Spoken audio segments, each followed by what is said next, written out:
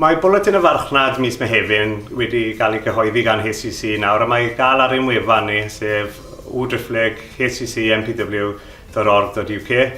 Yn y bwletin, dyn ni gyda gwybodaeth amdano prisau farchnad yn diweddar, dyn ni gyda cig eidion, cig on ac hefyd cig moch.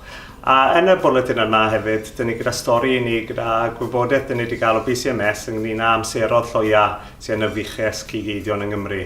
Mae gwybodaeth yma gobeithio gallu cael ei defnyddio gan y cynnyrchwyr i gweld ble gallen ni wneud newidiadau yn system er mwyn wneud y sector yn fwy proffedio.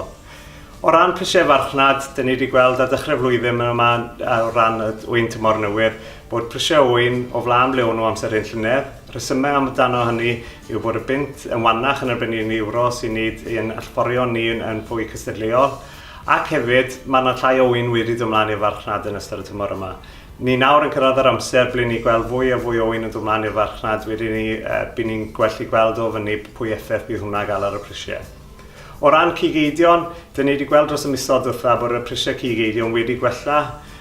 Mae hwnna yn helpu o ran pwy mor proffedio gall y sector fod, wrth gwrs.